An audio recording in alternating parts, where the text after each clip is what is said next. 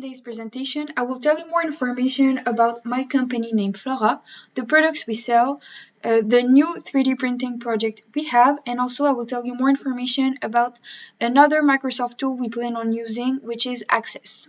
To begin this presentation, I will tell you more about the company, the different products we sell, the materials we use. I will also tell you some information about a new technology we plan on using, which is 3D printing.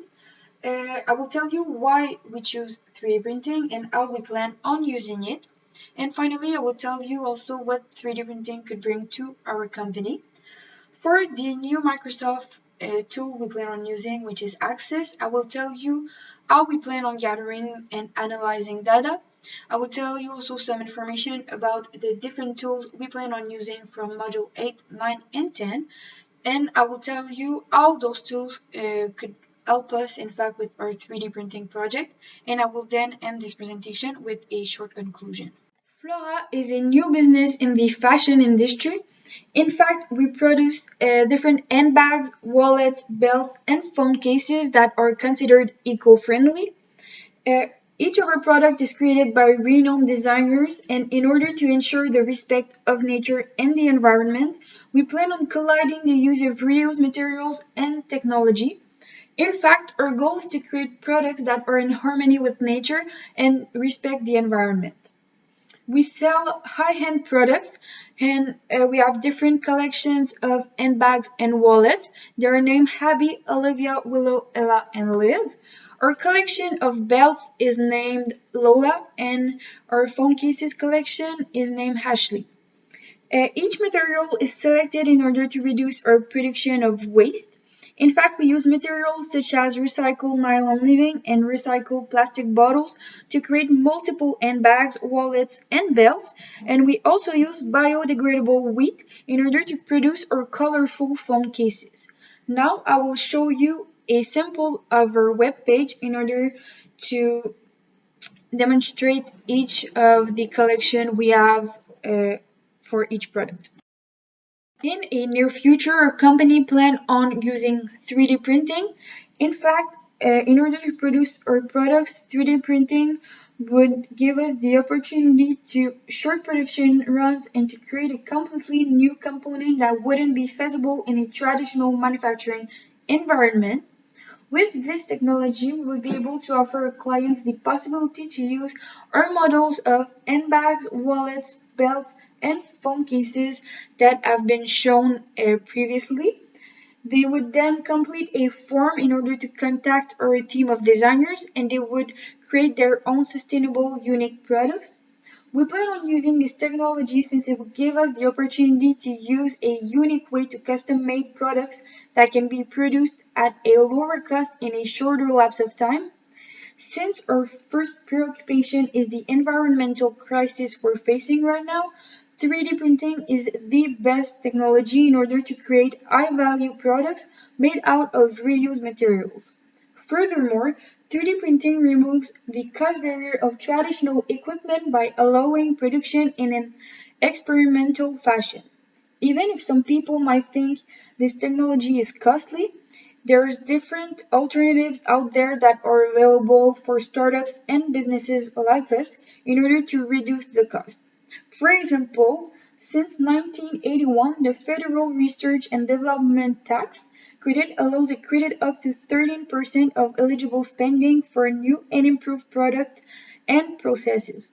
Qualified research must meet four criteria.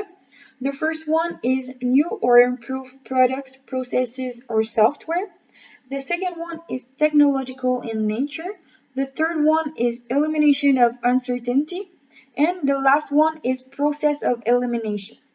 Eligible costs include employee wages, cost of supplies, cost of testing, contract research, and costs associated with developing a patent.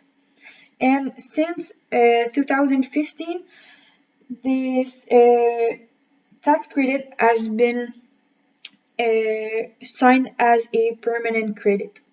We would also use 3D printing since it could bring different advantages to our company. It could reinforce even more our environmental goal. It could attract new types of clients. It could create new opportunities.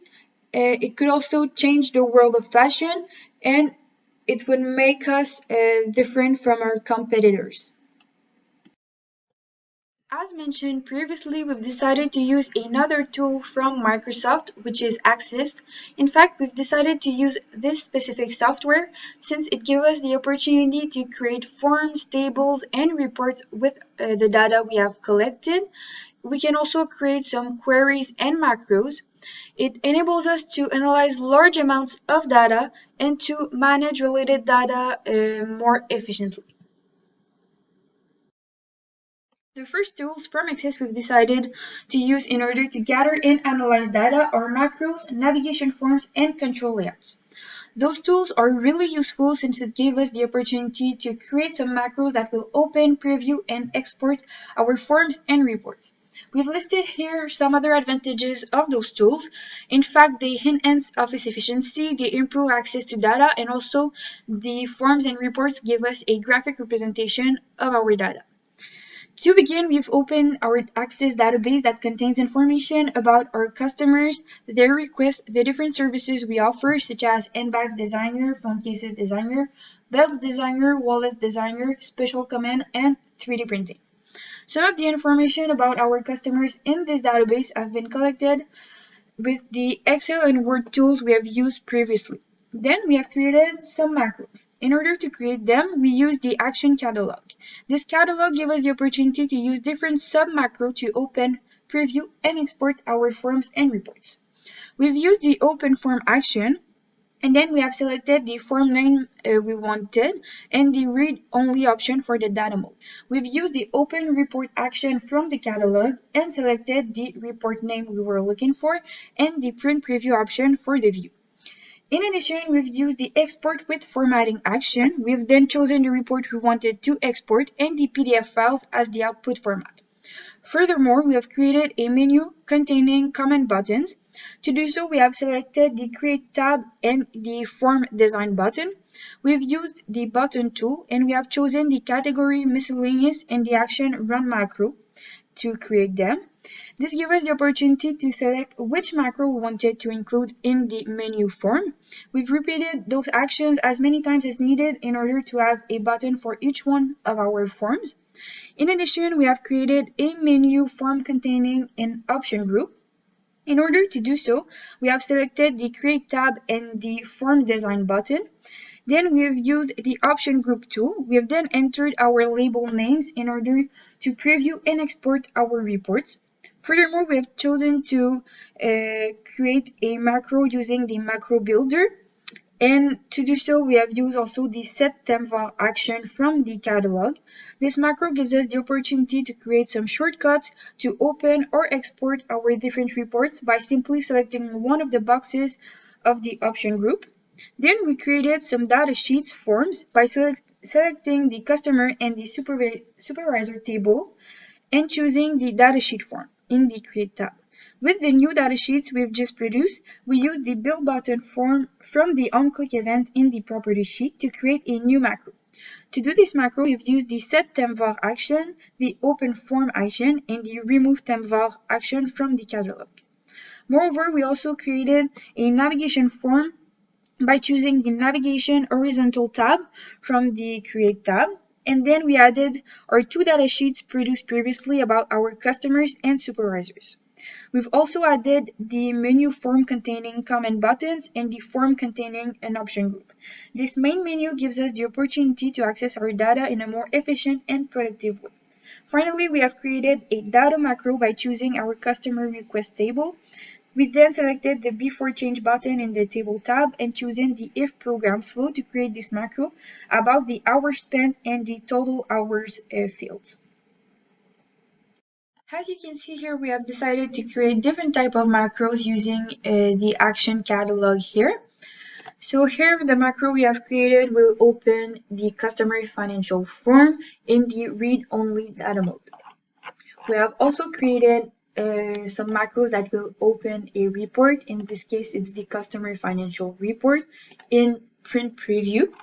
And finally, we have created a macro that will export with formatting, and we have chosen to export a report. However, we could have chosen any other object type listed down here.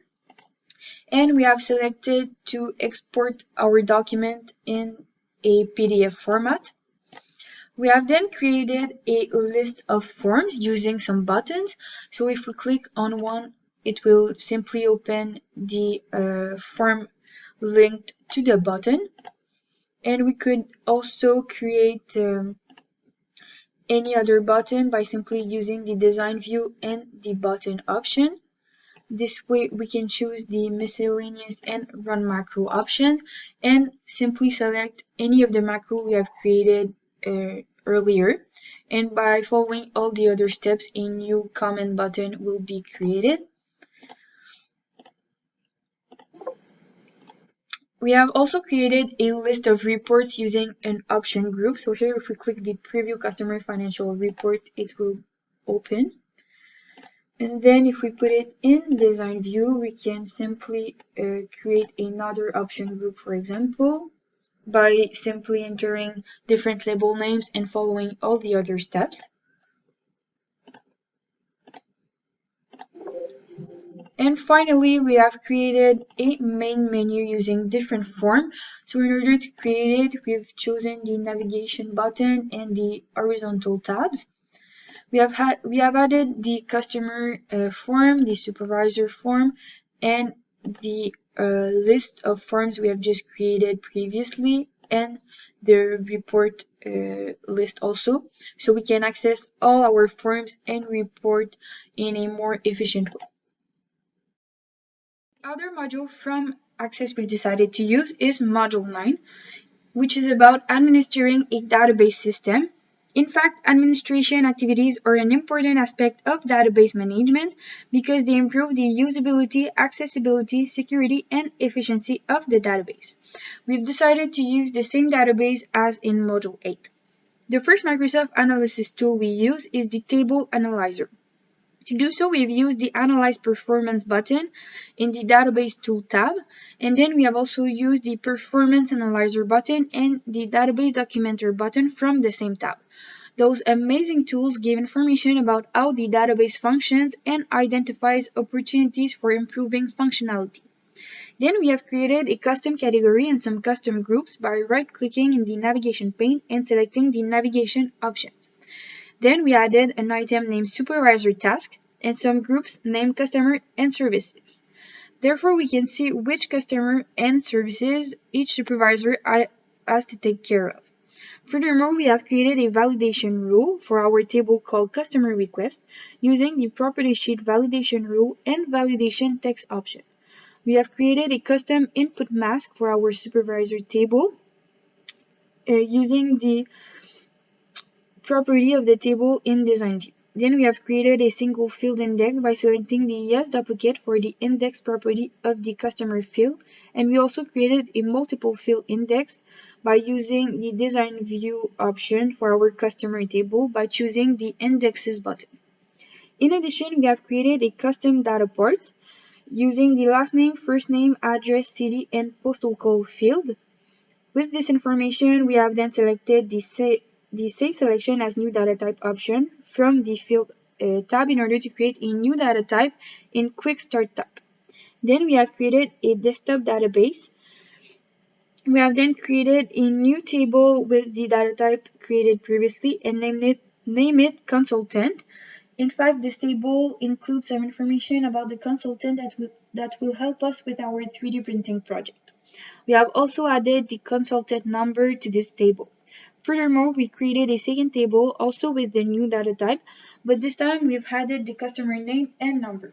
We have also added different fields such as amount paid and current due. In addition, we added in the last column of the table a lookup wizard to link the consultant number to the customer table. And then we imported external data in our table using the new data source from text file button. We have also created a query between our table by using the customer name and consultant number from the customer table, and the first name and last name from the consultant tab. Then we created two single item forms for our tables by clicking on the form button in the create tab.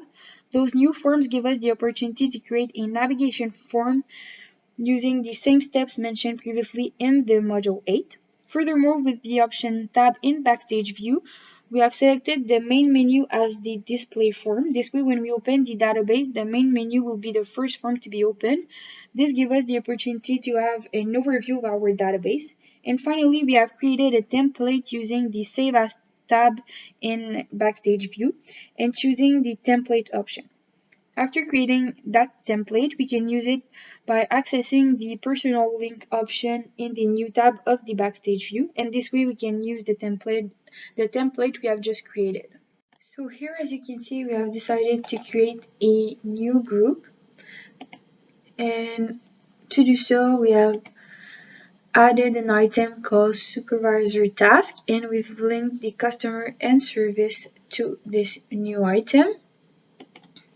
Then for the customer request, we have created a validation rule that tells that the hours spent cannot exceed the total hours. And for the supervisor table, we have created an input mask. And furthermore, for this table, we have selected the last name, first name, address, city, and postal code to create a new data type. So we have decided to create a desktop database using a blank database in the Backstage View. So here we've selected the blank database, and by using the new data type we have just created, we have chosen to create a new table for our consultant. So here is the field we have selected earlier, and we have added the consultant number, the rate, and the commission. We have also created a customer number using also the new data field we have selected earlier, but this time we have added the amount paid, the current due, and the consultant number linked to the good customer. With those tables, we have used the from file new data source text file option in order to import all the information in the table. Then we have created a query using the customer name, the consultant number, and the consultant first and last name. And finally, we have created a main menu using those forms. So here we have the consultant details and the customer. In order to create this form, we have used the same step shown previously for the module 8. And we have also used the options button in Backstage View in order to choose the main menu as the display form. This way, when we open the database, it's the first page we see, so we can have an overview of our database. And finally, we have created a template from this database using the Save Database As and the Template option. The last tool from Access we've decided to use is the SQL, which is commonly known as the Structured Query Language. This language is really important when it comes to querying and updating databases, and we've listed here some other advantages. It's faster query processing, there is no coding skills, and it is a standardized language. To do those queries, we have used the same access file we've used previously for the module 8 and 9. We have created 20 different queries using the basic form of SQL expressions. The first command is called the select clause, which consists of the word select in capital letter followed by a list of the field we want to include. The next command is the from clause, and this command consists of the word from in capital letter followed by a list of the table or tables involved in the query. There is also an optional command called the where clause, and this clause consists of the word where in capital letter followed by any criteria that the data you want to retrieve must satisfy. The comments end with a semicolon. We have created many queries that have different utility, and we have also linked a table to an outside data source. To do so, we have selected the new data source button called Excel from the external data tab, and then we choose the Excel document called Flora Supervisors Groups. And this document helps us know which supervisor is responsible for our products. And furthermore, we have chosen the link to the data source by creating a linked table option. And this way we can insert our table from Excel to our Access database. And also the two documents are linked together, which give us the opportunity to only change the information in the Excel document, and it will be automatically updated in the Access database. So as mentioned previously, for the last module, we have used the SQL language.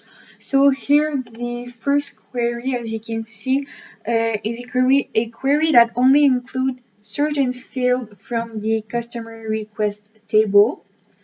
Then the second one is a list that includes all the fields from the same table, simply because we're using the star here. For the third query, it's a list of the customer number and service code for the customers where the hours spent are equal to 8 hours.